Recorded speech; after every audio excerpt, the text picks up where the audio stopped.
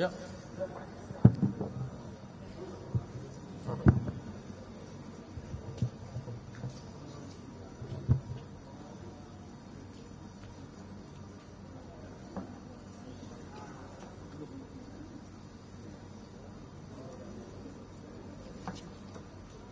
Agak geser sana. Agak geser ini. Agak geser sana. Ya kamu geser sana.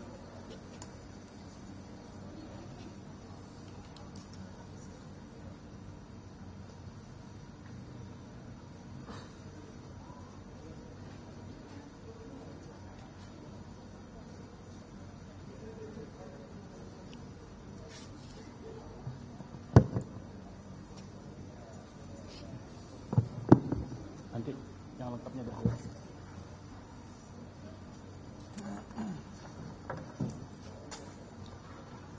Assalamualaikum warahmatullahi wabarakatuh. Salam sejahtera untuk kita sekalian. Salam presisi. Yang saya hormati Wadires Siber Polda Metro Jaya, yang saya hormati Kasubdit 4 Direktorat Siber Polda Metro Jaya dan penyidik. Yang saya hormati, saya banggakan rekan-rekan insan pers, kawan-kawan media. Siang hari ini Direktorat Reserse Siber Polda Metro Jaya melaksanakan rilis tentang pengungkapan kasus illegal access dan manipulasi data seolah-olah data otentik dengan modus mengunggah tampilan database nasabah salah satu bank swasta, ya, yang diungkap oleh Direktorat Siber Polda Metro Jaya, yang mana telah berhasil selain mengungkap dan berhasil juga langsung menangkap pelaku kasus illegal access dan manipulasi data yang seolah-olah otentik dengan hasil sebagai berikut.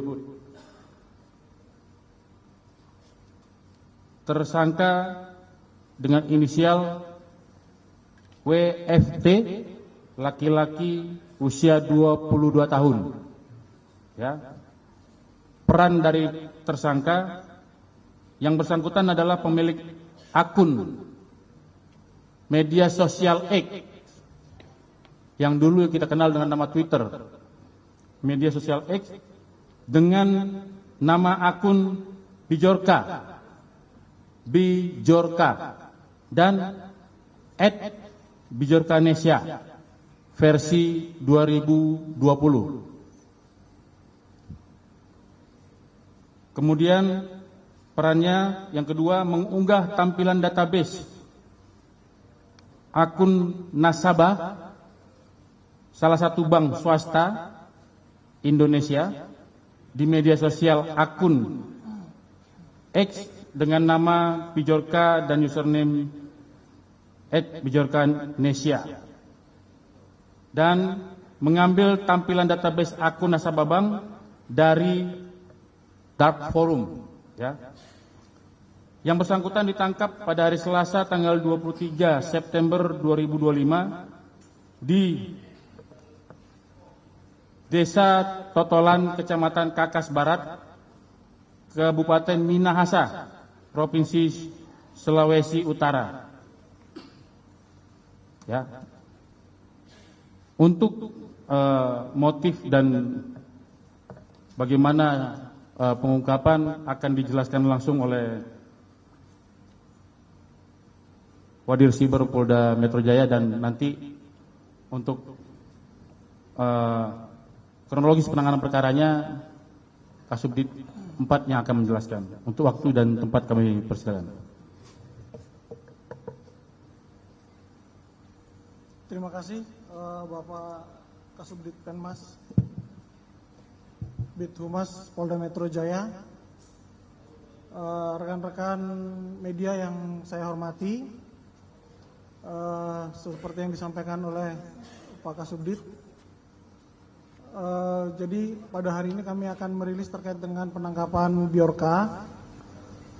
Jadi penyidik tindak pidana cyber dalam mengungkap pelaku ini kita membutuhkan waktu sekitar 6 bulan untuk bisa melacak, mengumpulkan alat bukti, kemudian menangkap pelaku.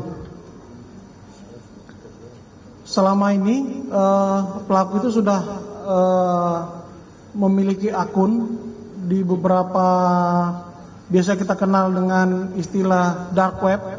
Jadi kalau kita lihat lapisan daripada web yang ada saat ini, itu ada surface web, kemudian ada deep web, kemudian ada dark web. Nah, pelaku kita ini bermain di dark web tersebut, di mana di dark web tersebut yang bersangkutan sudah mulai mengeksplor sejak tahun 2020. Nah, di dark web ini tentunya ketika kita mulai bermain, ketika kita mulai mengeksplor di situ, maka akan ada banyak hal-hal yang aneh-aneh yang kita temukan. Salah satunya adalah data-data yang terkait dengan data-data pribadi yang dijual oleh para pelaku-pelaku hacker, oleh para pelaku-pelaku ransomware. Oleh pelaku sendiri, sejak tahun 2020 sudah memiliki akun. Hanya karena beberapa platform di dark web tersebut dilakukan penutupan secara bersama-sama oleh law enforcement dari beberapa negara, dalam hal ini Interpol, FBI, bergabung dengan beberapa negara, misalnya kepolisian dari Prancis, kepolisian dari Inggris, atau kepolisian dari Amerika, sehingga si pelaku ini akan lompat dari satu aplikasi dark web ke aplikasi dark web yang lain. Tetapi pada perangkat bukti digital yang kita temukan itu masih tersimpan di dalam perangkat-perangkat tersebut dalam bentuk jejak digital.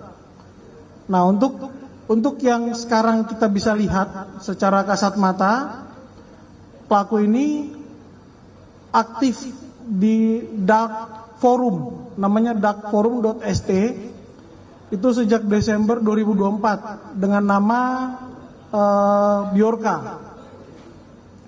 Kemudian yang bersangkutan merubah di bulan yang sama, merubah nama lagi menjadi Skywave. Kemudian merubah lagi nama pada bulan Maret 2025 menjadi Shiny Hunter. Kemudian pada bulan Agustus 2025 berubah nama lagi menjadi Opposite 6890.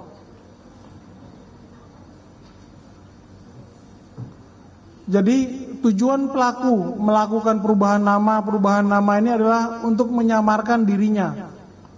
Untuk menyamarkan dirinya dengan menggunakan berbagai macam tentunya email atau nomor telepon atau apapun itu, sehingga yang bersangkutan sangat susah untuk dilacak oleh aparat penegak hukum. Pelaku juga di beberapa akun web yang kita sudah lacak itu memiliki data-data, kita belum tahu apakah itu data-datanya sifatnya data pribadi atau data-datanya cuma data yang sifatnya biasa. Tetapi pelaku mengklaim bahwa yang bersangkutan memiliki data-data dari beberapa institusi, baik di dalam maupun di luar negeri, dan itu diperjualbelikan. Pada saat diperjualbelikan, pelaku menerima pembayaran dengan menggunakan cryptocurrency. Pembayarannya tentunya dengan menggunakan berbagai macam mata uang cryptocurrency. Pelaku-pelaku cyber seperti ini merupakan common enemy atau musuh bersama dari berbagai penyidik cyber di seluruh dunia. Jadi mungkin yang bersangkutan saat ini lagi dicari oleh penyidik-penyidik cyber di negara lain, sehingga tidak tertutup kemungkinan kita akan membuka ruang untuk adanya sharing informasi dengan kepolisian negara lain. Untuk detailnya terkait dengan penangkapan akan dijelaskan oleh Kasubdit 4. Silakan.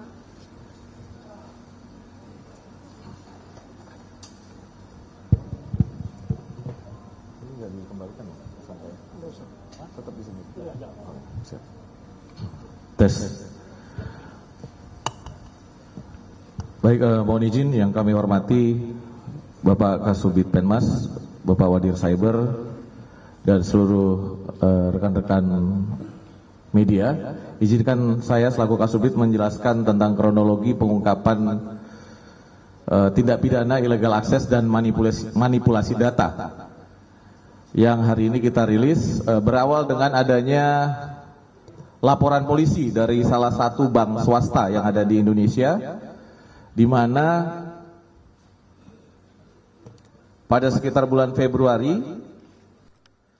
pelaku ini dengan menggunakan akun X yang mengatasnamakan Bjorkanesia itu memposting dengan tampilan salah satu akun nasabah bank swasta dan mengirimkan pesan juga ke akun resmi bank tersebut dan mengklaim bahwa sudah melakukan hack kepada 4,9 juta akun database nasabah. Niat daripada pelaku adalah sebenarnya untuk melakukan pemerasan terhadap bank swasta tersebut. Atas dasar adanya postingan tersebut, maka kami tim Direktorat Reserse Cyber Polda Metro Jaya melakukan penyelidikan dan juga melakukan pengungkapan terhadap pelaku, yaitu WFT seperti yang sudah dijelaskan sebelumnya, inisial WFT, di mana pelaku didapatkan fakta bahwa pelaku adalah pemilik daripada akun X dengan nama Bjorka dan Bjorkanesia. Dan juga kita menemukan barang bukti digital dari komputer dan handphone yang digunakan, berbagai macam tampilan akun nasabah salah satu bank swasta yang digunakan oleh pelaku dan memposting dengan niat untuk melakukan pemerasan. Pelaku ditangkap pada hari Selasa tanggal 23 September, yaitu di Provinsi Sulawesi Utara. Hasil pendalaman dari pemeriksaan yang kita lakukan terhadap tersangka, bahwa yang bersangkutan ini sudah melakukan aktivitas di media sosial dan mengaku sebagai Bjorka sejak tahun 2020. Kami sampaikan juga pengembangan dari perkara ini yang masih kita telusuri, di mana pelaku ini memiliki akun dark forum, yaitu dengan nama yang sudah kami tampilkan di dalam layar TV, yaitu dengan nama Bjorka. Kemudian pada tanggal 5 Februari, karena akun ini menjadi sorotan publik, dia mengganti akun nama Bjorka itu menjadi Skywave. Setelah dia mengganti, kemudian pelaku melakukan posting terhadap contoh-contoh atau sampel tampilan akses perbankan atau mobile banking salah satu nasabah bank swasta. Kemudian setelah itu di bulan Februari juga pelaku menguploadnya melalui akun X yang bernama Bjorkanesia. Setelah itu dia akan mengirim pesan kepada bank yang dimaksud dengan niat untuk melakukan pemerasan. Kemudian di bulan Maret melalui channel Telegram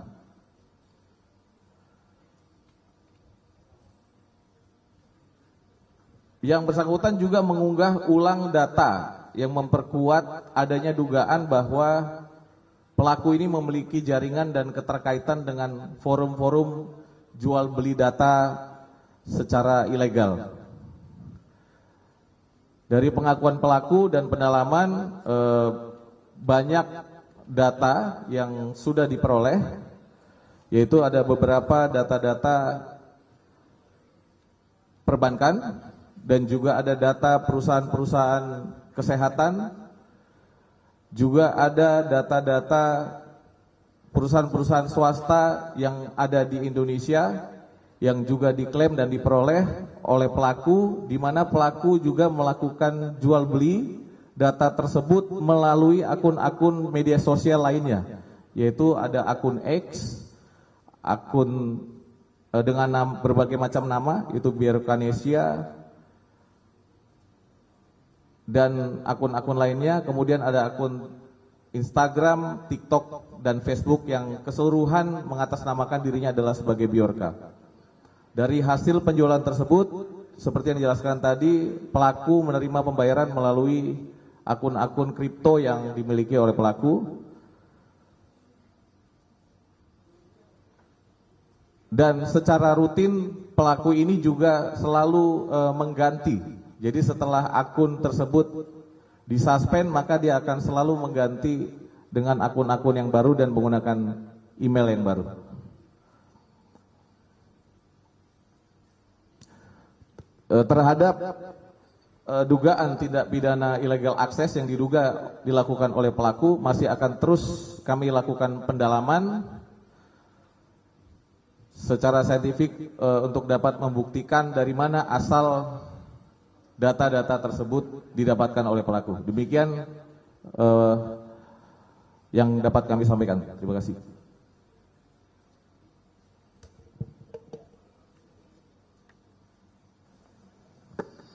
Jadi untuk pelaku itu dikenakan pasal tindak pidana setiap orang dengan sengaja tanpa hak atau melawan hukum mengakses komputer dan atau sistem elektronik milik orang lain, dan atau tanpa hak atau melawan hukum dengan cara apapun, dan atau mengubah, menambah, mengurangi, melakukan transmisi, merusak, menghilangkan, memindahkan, menyembunyikan suatu informasi elektronik dan atau dokumen elektronik milik orang lain atau milik publik, atau dan atau tanpa hak melawan hukum melakukan manipulasi, penciptaan, perubahan, penghilangan, pengerusakan informasi elektronik dan atau dokumen elektronik dengan tujuan agar informasi elektronik dan atau dokumen elektronik tersebut dianggap seolah-olah data yang otentik, sebagaimana dimaksud pasal 46, junto pasal 30, dan atau pasal 48, junto pasal 32, dan atau pasal 51 ayat 1, junto pasal 35 Undang-Undang Nomor 11 Tahun 2008, sebagaimana diubah terakhir dengan Undang-Undang Nomor 1 Tahun 2024 tentang perubahan kedua atas Undang-Undang Nomor 11 Tahun 2028 tentang informasi dan transaksi elektronik, dengan ancaman pidana paling lama 12 tahun penjara dan denda sebesar 12 miliar rupiah. Dan atau setiap orang dilarang secara melawan hukum memperoleh, mengumpulkan, mengungkapkan, dan atau menggunakan data pribadi yang bukan miliknya yang dapat mengakibatkan kerugian sebagai subjek data pribadi dengan pasal 65 ayat 1 junto 67 ayat 1 Undang-Undang Nomor 27 Tahun 2022 Undang-Undang tentang Perlindungan Data Pribadi dengan ancaman pidana paling lama 5 tahun dan denda 5 miliar rupiah. Demikian untuk hari ini. Kalau ada pertanyaan atau pendalaman dari rekan-rekan media, silakan. Waktu dan tempat kami persilakan. Ada yang bertanya? Ini kiri. Ya, selamat sore Pak Kasubit, Pak Dir, Pak Wadir, Pak Kasubit dan yang lainnya. Saya Adi Anugradi dari liputan6.com. Saya ingin bertanya, apakah biorka yang dimaksud ini ada kaitannya dengan biorka yang saat itu sempat dicari-cari oleh pihak kepolisian. Yang kedua, ingin mempertegas saja terkait dengan tadi sempat disinggung admin atau pembuat akun admin dari Opposite 6890. Apakah dia termasuk dalam jaringan admin tersebut atau seperti apa gitu? Langsung aja. Baik, terima kasih. Saya langsung jawab. Mungkin, ya jawabannya saya bisa jawab mungkin. Baik yang biorka, apakah biorka 2020 mungkin? Apakah dia Opposite 6890 yang dicari-cari mungkin? Iya.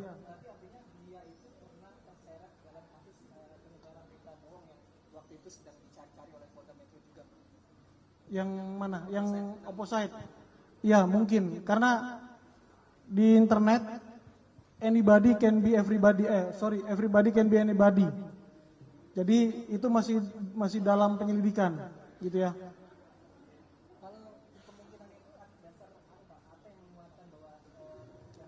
Iya, yang tadi saya sampaikan, setiap orang bisa menjadi siapa saja di internet.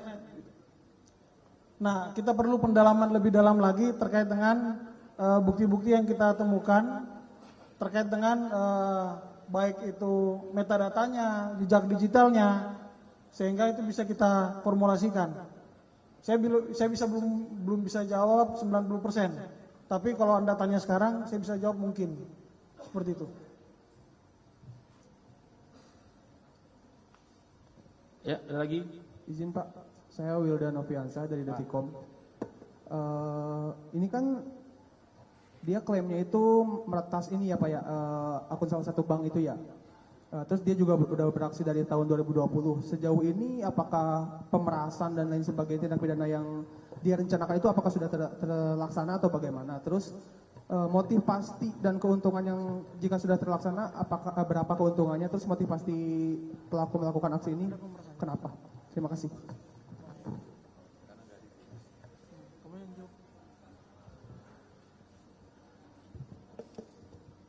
Saya akan coba jawab perihal pemerasan. Faktanya terhadap case yang sedang kita tangani ini belum terjadi. Jadi motif dia melakukan adalah untuk melakukan pemerasan.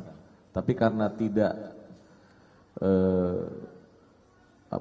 dituruti atau tidak direspon oleh pihak bank, maka pihak bank mengambil jalan upaya untuk melaporkan kepada pihak kepolisian. Jadi motivasinya yang bersangkutan ini adalah hanya untuk masalah kebutuhan, masalah uang. Jadi motifnya untuk mencari uang. Segala sesuatu yang dikerjakan, sementara yang kita temukan adalah untuk mencari uang. Terima kasih.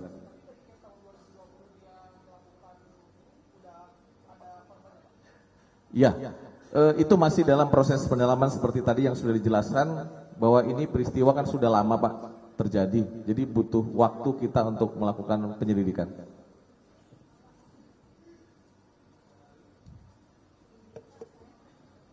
Udah ya Kak. Izin Pak, saya Sela dari Nusantara TV. Ingin tahu latar belakang yang bersangkutan ini memang ahli IT atau apa ya Pak? Jadi yang bersangkutan ini bukan ahli IT. Jadi hanya orang yang tidak lulus SMK. Namun sehari-hari secara otodidak dia selalu mempelajari IT. Jadi dia mempelajari segala sesuatunya itu hanya dari IT dan melalui komunitas-komunitas media sosial. Ya, ada lagi?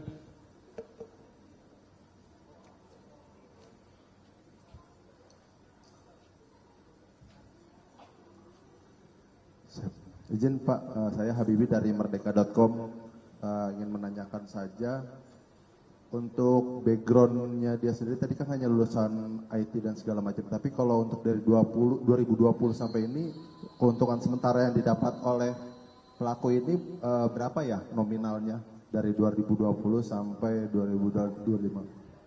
Sama untuk ini dia berarti dari 2020 sampai 2025 ini melakukan hanya sendiri atau ada orang lain gitu Pak? Sama profesi sekarang saat ini itu apa? Makasih.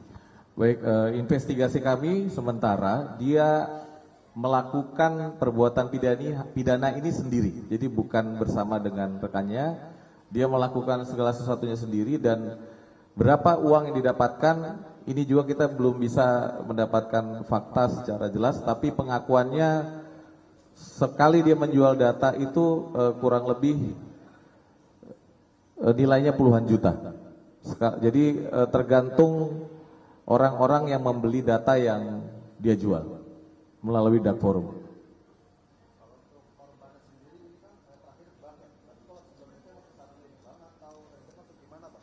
Kita belum mengidentifikasi korban-korban lain. Jadi memang sehari-hari melalui dark forum ini dia sementara faktanya dia diduga melakukan jual beli data pribadi.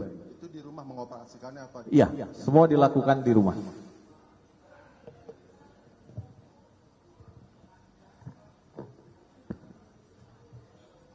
Pak, saya Bar Pak dari kompas.com.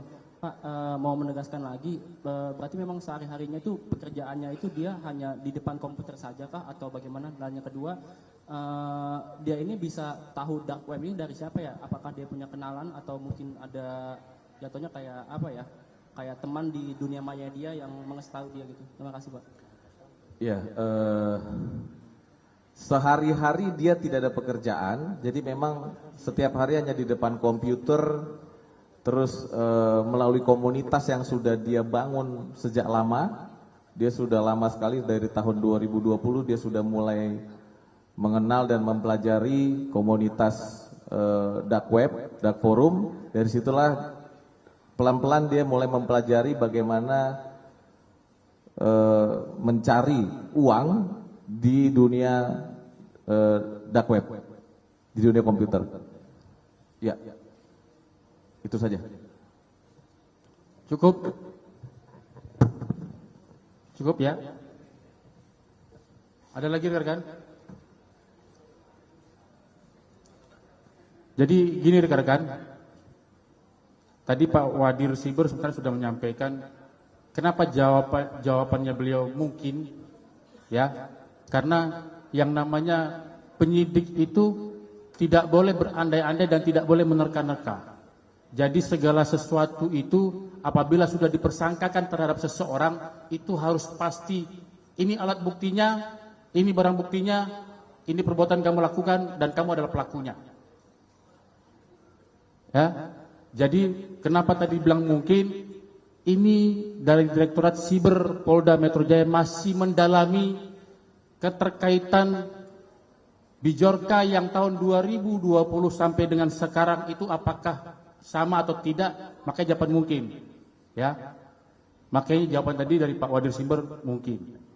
Dan pada kesempatan forum ini juga sebenarnya disampaikan ini agar siapa tahu atau kemungkinan ada korban-korban yang masih belum paham atau yang baru mendengar berita ini tentang Bijorka, ya, agar hadir di Polda Metro Jaya melaporkan sebagai korban atau menyampaikan bahwa pernah menjadi korban dari akun dengan nama Bijorka atau Bijorka Nesia. Sekian dari saya, kami tutup. Wabillahi taufiq wal hidayah. Wassalamualaikum warahmatullahi Oh, sesi foto. Wabarakatuh. Terima kasih. Foto.